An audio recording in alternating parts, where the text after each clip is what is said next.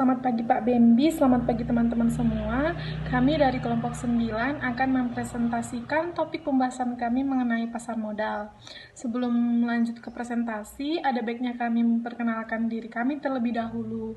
Kelompok kami terdiri atas 3 orang, saya sendiri Devi Samosir, yang kedua akan dijelaskan oleh Azzahrah, dan yang terakhir akan dijelaskan oleh Hanaika. Sebelumnya kami juga meminta maaf jika ada salah kata atau salah pengucapan dan juga penjelasan yang kurang dimengerti saat mempresentasikan topik pembahasan kami mengenai pasar modal. Baiklah, saya akan pertama menjelaskan di topik pembahasan kami mengenai pasar modal, di mana di bagian pertama saya akan membahas mengenai pengertian pasar modal dan perkembangan pasar modal di Indonesia. Pertama saya akan menjelaskan mengenai pengertian pasar modal. Pasar modal adalah individu atau organisasi yang bersedia menyisihkan kelebihan dananya untuk melakukan kegiatan investasi di pasar modal. Kegiatan investasi di pasar modal ini adalah membeli produk yang diperdagangkan di pasar modal seperti saham, obligasi, dan juga reksadana. Pasar modal ini sebenarnya hampir sama dengan pasar pada umumnya, yaitu tempat bertemunya antara penjual dan pembeli. Tetapi pada pasar modal itu sendiri, yang diperjualbelikan adalah hak atau kepemilikan perusahaan dan surat pernyataan hutang perusahaan. Dalam ketentuan Undang-Undang Nomor 8 Tahun 1995 dinyatakan bahwa pasar modal ini merupakan kegiatan yang berkaitan dengan penawaran umum dan perdagangan efek. Perusahaan publik yang berkaitan dengan efek yang diterbitkannya, serta lembaga dan profesi yang berkaitan dengan efek. Efek yang dimaksud di sini adalah surat berharga, di mana surat berharga tersebut termasuk antara lain surat pengakuan utang, surat berharga komersial, saham, obligasi, dan juga lainnya. Banyak juga istilah-istilah yang digunakan dalam pasar modal. Istilah yang digunakan dalam pasar itu seperti bursa, exchange, dan market. Tetapi istilah yang digunakan di dalam modal, istilah yang digunakan yaitu efek, securities, dan juga stok. Nah, di Indonesia, pasar modal itu digunakan dengan istilah bursa efek. Bursa efek adalah pihak yang menyelenggarakan dan menyediakan sistem atau sarana untuk mempertemukan penawaran jual dan juga penawaran beli. Saya akan menjelaskan mengenai pasar uang dan pasar modal. Untuk membedakan kedua pasar ini, pasar uang ini dana yang diperdagangkan itu umumnya berjangka pendek atau kurang dari 1 tahun, dan transaksi atau perdagangan yang dilakukan itu tanpa terikat suatu tempat tertentu. Tetapi untuk pasar modal sendiri, dan yang diperdagangkan umumnya itu berjangka panjang atau lebih dari 1 tahun, dan tempat transaksinya sudah ditentukan berdasarkan Undang-Undang Pasar Modal. Nah, masyarakat yang memiliki kelebihan dana di kehidupan seharinya lebih baik menggunakan kelebihan dana yang dimiliki untuk kegiatan yang menghasilkan pendapatan di masa yang akan datang. Kegiatan investasi yang dapat dilakukan itu pada umumnya seperti masyarakat melakukan deposito berjangka, tabungan, membeli tanah, atau membeli surat berharga di pasar uang, dan membeli surat berharga di pasar modal. Hal ini dapat menguntungkan bagi seseorang di masa yang akan datang karena mempergunakan dana kehidupan sehari-harinya yang lebih untuk menghasilkan pendapatan di masa yang akan datang. Selanjutnya, saya akan menjelaskan perkembangan pasar modal di Indonesia. Pasar modal di Indonesia itu dimulai dengan berdirinya bursa efek di Batavia atau di Jakarta oleh Vereniging for the Effectenhandel, tepatnya pada tahun 1912. Tetapi pada tahun 1942 menjelang pendudukan Jepang di Indonesia, pasar modal dihentikan aktivitasnya. Kemudian pada tahun 1952, bursa efek di Jakarta mulai lagi aktivitasnya. Tetapi pada tahun 1956, aktivitas pasar modal kembali diberhentikan karena adanya akibat program nasionalis yang dilakukan oleh pemerintah. Kemudian pada tahun 1977, kegiatan pasar modal kembali aktif dengan membentuk Badan Pelaksana Pasar Modal. Setelah itu, pada tahun 1990, pemerintah mengeluarkan peraturan tentang bursa efek, dan pada tahun 1991 berdirilah PT. Pasar modal benar-benar mengalami perkembangan itu sekitar tahun 1980-an, yang dimana ditandai dengan didirikannya PT Bursa Efek Surabaya atau BES dan swastanisasi PT Bursa Efek Jakarta atau BEZ. Kemudian, pada tahun 2007 ini menjadi titik penting dalam sejarah perkembangan pasar modal di Indonesia, karena kedua saham ini, yaitu saham PT Bursa Efek Surabaya dan PT Bursa Efek Jakarta, digabung menjadi satu saham dan dikenal sebagai Bursa Efek Indonesia. Kemudian, tepatnya pada tahun 2011, terbitlah Undang-Undang tentang Pendirian Otoritas Jasa Keuangan. Mungkin itu yang dapat saya jelaskan mengenai profil perkembangan pasar modal di Indonesia. Baiklah teman-teman, sekian penjelasan dan topik pembahasan yang dapat saya sampaikan. Untuk penjelasan selanjutnya akan dijelaskan oleh teman saya. Terima kasih. Baik, terima kasih Mbak Devi. Selanjutnya, perkenalkan, nama saya Azhara Latifah, nomor mahasiswa 30759. Di sini saya akan melanjutkan penjelasan dari Mbak Devi. Sebelumnya, Mbak Devi sudah menjelaskan tentang pengertian pasar modal, perbedaannya pasar uang dan pasar modal, dan perkembangannya pasar modal di Indonesia itu seperti apa. Lalu di sini saya akan menjelaskan tentang profil pasar modal di Indonesia, yaitu sistemnya dan mekanismenya itu bagaimana. Lalu saya juga akan menjelaskan tentang lembaga apa saja yang terlibat dalam pasar modal. Profil pasar modal di Indonesia. Yang pertama, saya akan menjelaskan tentang sistem perdagangannya. Jadi, sistem perdagangan di pasar modal itu dapat dilakukan dengan dua cara atau dua sistem. Yang pertama itu dengan sistem dealer atau quote driven market, dan yang kedua itu dengan sistem pialang atau order driven market. Nah, dalam sistem dealer ini merupakan pedagang efek di pasar modal. Selain berperan sebagai pedagang efek, dealer ini juga dapat berperan sebagai perantara dalam perdagangan efek. Ketika dealer ini berperan sebagai perantara dalam perdagangan efek, dia itu akan melayani investor dalam mengambil keputusan apakah investor itu akan membeli efek atau menjual efek. Yang kedua itu sistem pialang. Nah, pialang atau sering juga disebut dengan broker itu merupakan wakil dari anggota bursa. Dia ini berperan setiap saat melayani investor, yang artinya dia ini setiap saat menerima pesanan dari investor, entah investor itu ingin menjual efek atau ingin membeli efek. Atau dapat diartikan seperti ini, jadi dealer itu merupakan organisasi atau sekuritas yang menawarkan sahamnya kepada investor, dan dia juga bisa menjadi perantara. Contohnya yaitu Bank Mandiri, di mana Bank Mandiri itu kan juga menjual sahamnya, dan dia juga dapat menjadi perantara dalam perdagangan efek dengan adanya Mandiri Sekuritas. Adapun pialang atau anggota bursa itu merupakan organisasi atau sekuritas yang menjadi perantara dalam transaksi perdagangan efek. Contohnya yaitu Mirai Aset. Di PT Bursa Efek Indonesia itu menggunakan sistem pialang. Jadi kalau kita melihat di websitenya Bursa Efek Indonesia, yaitu idx.co.id, di situ kita bisa lihat daftar dealer dan anggota bursa yang sudah tercatat di Bursa Efek Indonesia. Selanjutnya, saya akan menjelaskan mekanisme perdagangan di Bursa Efek Indonesia. Jadi ini misalnya ada nasabah yang ingin membeli efek, maka dia akan dilayani oleh anggota bursa, kemudian oleh anggota bursa akan didaftarkan di lantai bursa. Lalu di lantai bursa oleh trader ini akan dimasukkan ke dalam sistem perdagangan bursa atau Jakarta Automated Trading System, lalu akan disalurkan ke KPEI KSEI untuk dilakukan penyelesaian. Nah, apabila jadi membeli, maka nasabah akan mentransfer dana, kemudian akan disimpan di KSEI, yaitu Kustodian Sentral Efek Indonesia, dan setelah itu akan dilakukan pencatatan di Biro Administrasi Efek. Selanjutnya, apabila ada nasabah yang ingin menjual efek, maka dia akan dilayani oleh anggota bursa.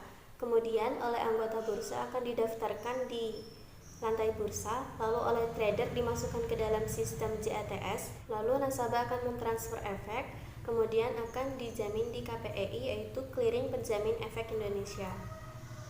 Selanjutnya, mekanisme perdagangan melalui remote trading system. Jadi ini misalkan ada nasabah yang melakukan order, kemudian akan dilakukan proses order, lalu dilakukan proses verifikasi dan validasi. Nah, oleh trader akan dimasukkan ke dalam sistem JATS. Nah, oleh sistem JATS ini akan dilakukan pengolahan data transaksi beserta konfirmasi status order atau konfirmasi transaksi. Nah, setelah itu akan dilakukan settlement atau penyelesaian. Selanjutnya yaitu indeks saham.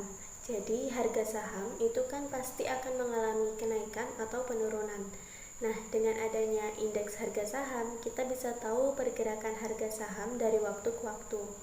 Kalau kita mau cari datanya, kita bisa lihat di website milik PT Bursa Efek Indonesia, yaitu idx.co.id.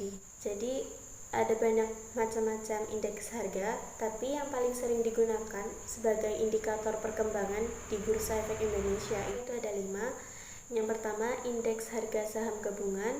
Yang kedua, indeks sektoral. 3, indeks LQ45. Lalu Jakarta Islamic Index dan indeks individual. Yang pertama yaitu indeks harga saham gabungan. Jadi ini tuh merupakan pergerakan rata-rata harga saham di Bursa Efek Indonesia. Jadi seluruh saham yang tercatat di Bursa Efek Indonesia, kalau kita mau tahu pergerakan rata-rata harga sahamnya, kita bisa lihat data di indeks harga saham gabungan. Yang kedua yaitu indeks sektoral.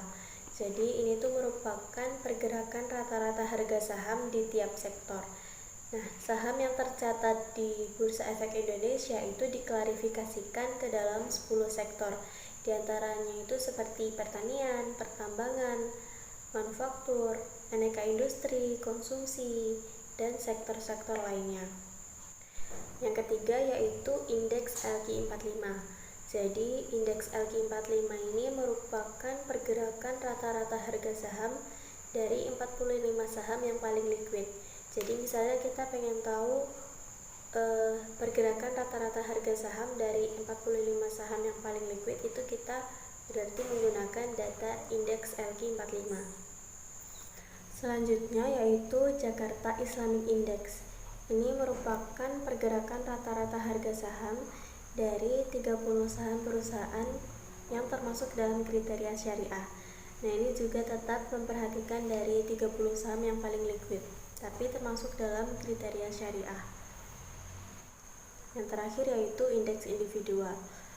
Indeks individual ini merupakan pergerakan rata-rata harga tiap saham atau masing-masing saham terhadap harga dasarnya.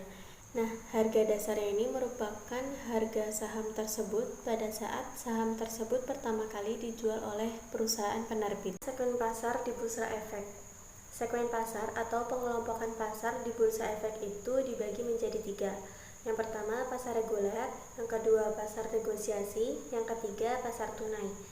Bedanya, kalau pasar reguler ini pembentukan harganya itu dengan cara tawar-menawar secara lelang. Dan di pasar reguler ini menggunakan satuan perdagangan atau batas minimal saham yang diperdagangkan. Untuk saham yang bukan reksadana, batas minimalnya itu 1 lot berisi 500 lembar saham. Tapi untuk saham yang reksadana, 1 lot ini berisi 100 lembar saham. Yang kedua yaitu pasar negosiasi.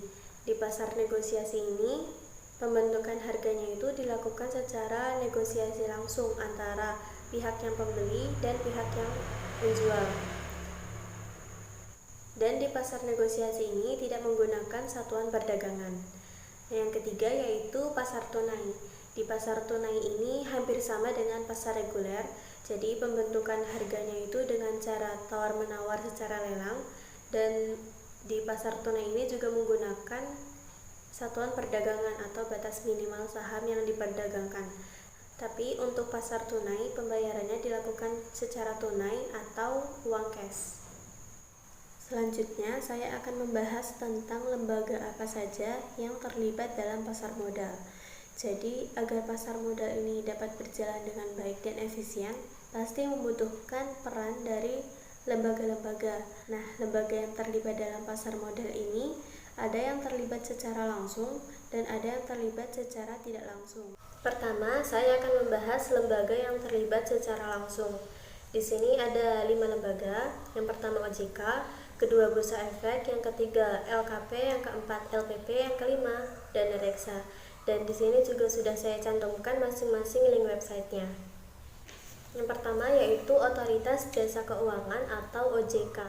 Seperti yang sudah dibahas di bab 4, di mana OJK ini merupakan lembaga yang independen atau bebas dari campur tangan pihak lain, yang dia ini memiliki fungsi, tugas, dan wewenang untuk mengatur dan mengawasi lembaga jasa keuangan seperti perbankan, asuransi, dana pensiun, dan salah satunya ini pasar modal. Dan yang kedua yaitu Bursa Efek. Bursa Efek merupakan lembaga yang menyediakan sarana dan sistem untuk penjual efek dan pembeli efek, sehingga perdagangan efek di antara mereka ini berjalan dengan baik dan lancar. Yang ketiga yaitu Lembaga Clearing dan Penjaminan atau LKP. LKP merupakan lembaga yang menyelenggarakan dan menyediakan jasa clearing dan penjaminan transaksi bursa agar dapat terlaksana secara efisien.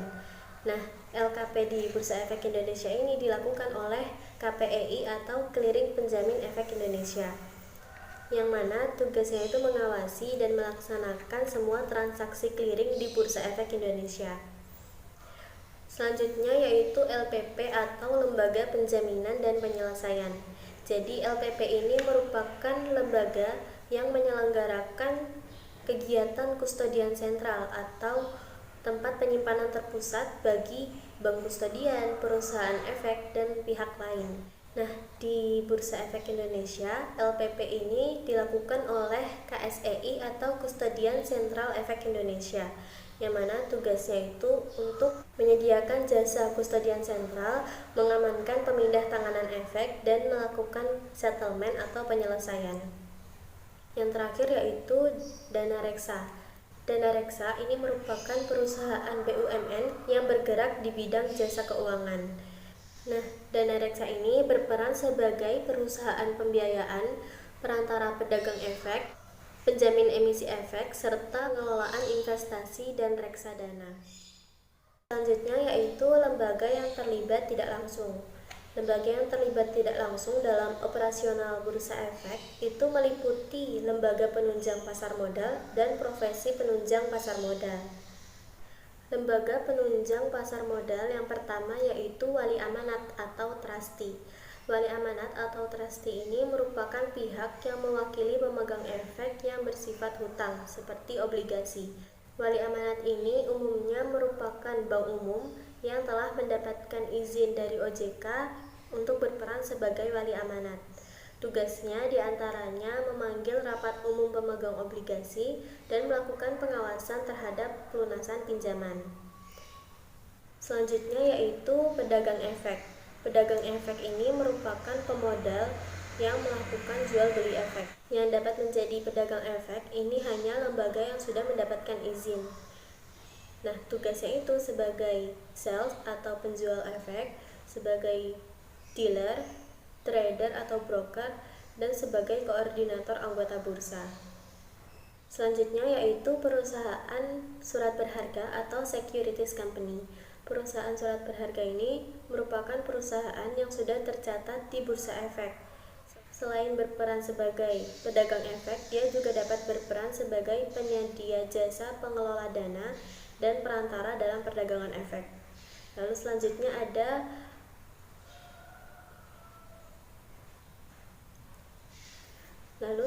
ada perusahaan pengelola dana atau investment company. Perusahaan pengelola dana ini merupakan perusahaan yang mengelola modal yang berasal dari investor di pasar modal. Lalu ada Biro Administrasi Efek. Biro Administrasi Efek ini merupakan pihak yang melakukan pencatatan kepemilikan efek, pembagian hak yang berkaitan dengan efek, dan memberikan informasi terhadap perubahan kepemilikan. Lalu ada Kantor Administrasi Efek. yang bertugas membantu para emiten maupun investor dalam rangka memperlancar administrasinya. Selanjutnya yaitu profesi penunjang pasar modal. Yang pertama yaitu notaris. Notaris merupakan pejabat umum yang berwenang dalam membuat akta perubahan anggaran dasar emiten. Nah, tugasnya notaris ini diantaranya membuat berita acara RUPS dan membuat konsep akta perubahan anggaran dasar. Selanjutnya ada konsultan hukum. Konsultan hukum merupakan pihak yang memberikan pendapat dari segi hukum mengenai segala kewajiban yang harus dipenuhi oleh perusahaan yang ingin go public secara hukum. Selanjutnya yaitu akuntan publik. Akuntan publik merupakan seorang yang memiliki tanggung jawab untuk memberikan pendapat terhadap kewajaran laporan keuangan perusahaan yang akan go public, tetapi bukan kebenaran laporan keuangan. Karena dalam standar akuntansi keuangan, akuntan ini tidak diwajibkan untuk melakukan pengecekan atau pemeriksaan terhadap seluruh transaksi yang ada di perusahaan, tetapi hanya berdasarkan sampling. Selanjutnya yaitu kustodian. Kustodian ini merupakan pihak yang memberikan jasa penitipan efek dan harta lain yang berkaitan dengan efek. Nah, kustodian ini memiliki kewajiban mengadministrasikan, menyimpan, dan memelihara catatan pembukuan, data, dan keterangan tertulis. Yang terakhir yaitu perusahaan penilai. Perusahaan penilai merupakan perusahaan yang akan melakukan penilaian kembali aktiva milik perusahaan emiten yang hendak go public. Tujuannya untuk mengetahui berapa besar nilai wajar aktiva perusahaan.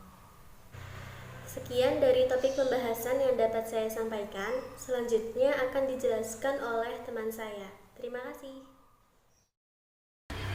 Baik, terima kasih Kak Zahra. Sebelum saya melanjutkan, sudah dibahas kepada Kak Zahra mengenai profil pasar modal di Indonesia, lembaga-lembaga yang terlibat di pasar modal, mekanisme perdagangan di Bursa Efek Indonesia, mekanisme perdagangan melalui remote trading system, indeks saham, segmen pasar di Bursa Efek, dan lembaga-lembaga yang terlibat di pasar modal seperti lembaga yang terlibat langsung dan tidak langsung. Dan perkenalkan, nama saya Neka Salutri, ingin melanjutkan presentasi mengenai proses penawaran umum dan pencatatan saham di Bursa Efek Indonesia.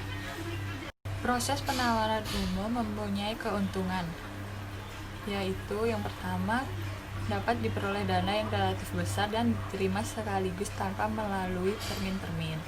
Yang kedua, perusahaan dituntut untuk lebih terbuka sehingga hal ini dapat memacu perusahaan untuk melakukan pengelolaan dengan profesional. Yang ketiga, memberikan kesempatan pada kalangan masyarakat untuk ikut memiliki saham perusahaan sehingga dapat mengurangi kesenjangan sosial. Yang keempat, emiten akan lebih dikenal oleh masyarakat. Selanjutnya, saya akan membahas tentang perusahaan yang akan melakukan penawaran umum perdana untuk melakukan persiapan umum, yaitu manajemen perusahaan menetapkan rencana mencari dana melalui go public. Yang kedua, rencana go public diminta persetujuan pada pemegang saham. Yang ketiga, emiten mencari profesi penunjang dan lembaga penunjang untuk membantu menyiapkan kelengkapan dokumen. Yang keempat, mempersiapkan kelengkapan dokumen emisi.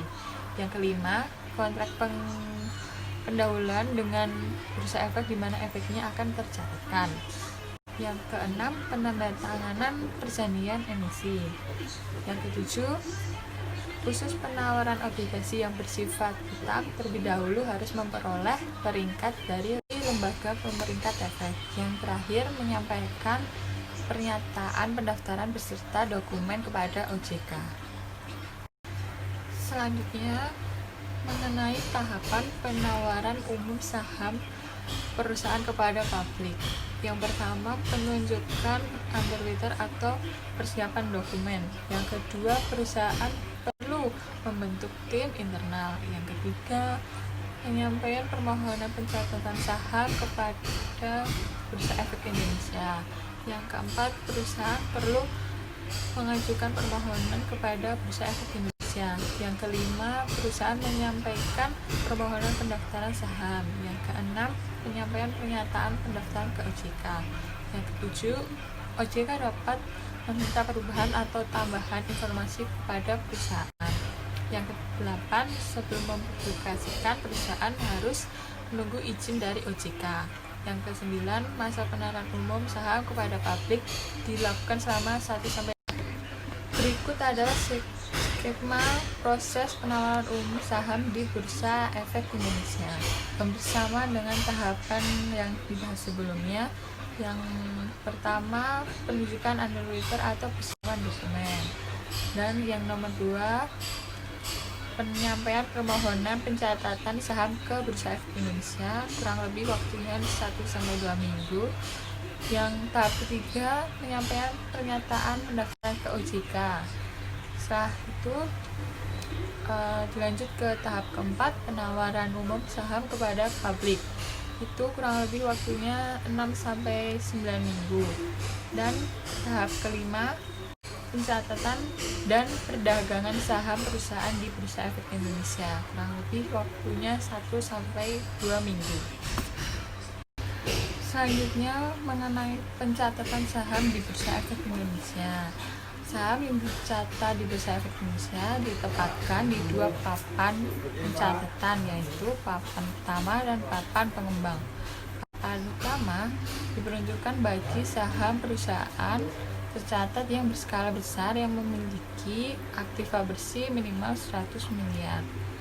Sedangkan papan pengembang ditunjukkan untuk saham dari perusahaan yang ekuitas bersih minimal 5 miliar. Selanjutnya, saya akan membahas tentang persyaratan menjadi perusahaan tercatat di Bursa Efek Indonesia. Yang dibagi menjadi 2, papan utama dan papan pengembang. Kriteria yang pertama, selanjutnya keduanya juga memiliki komite audit dan unit audit internal, serta juga memiliki sekretaris perusahaan.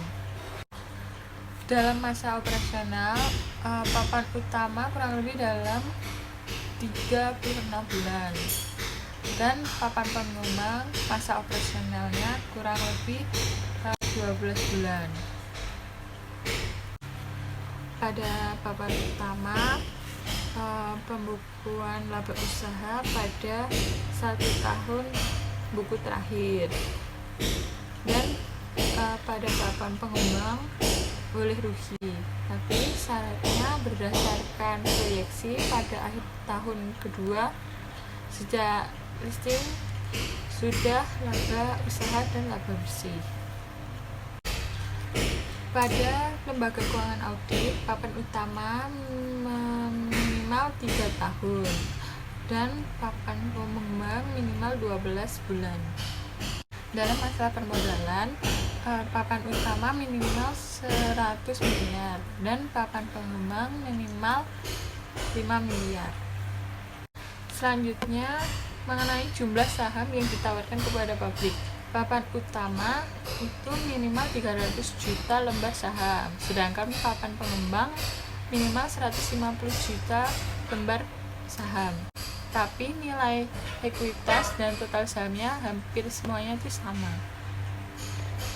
Untuk pemegang saham, papan utama itu kurang lebih 1000 pihak, sedangkan papan pengembang itu kurang lebih 500 pihak. Berikut adalah contoh kasus. Mengenai kasus pasar modal mulai meledak, OJK ingin dapat kewenangan lebih. OJK saat ini masih menjadi bulan-bulanan publik khususnya bagi nasabah dan investor yang dirugikan perusahaan efek. Ini terjadi karena lantaran meledaknya kasus di pasar modal yang awalnya dipelopori kasus Jiwasraya, kemudian merembet ke berbagai manajer investasi, lalu ke asuransi, serta juga mulai ada kasus gagal bayar produk reksadana perusahaan manajer investasi. Kepala Eksekutif Pengawas Pasar Modal Otoritas Jasa Keuangan mengatakan OJK sudah melakukan pengawasan maksimal atas perusahaan efek di tahun 2019.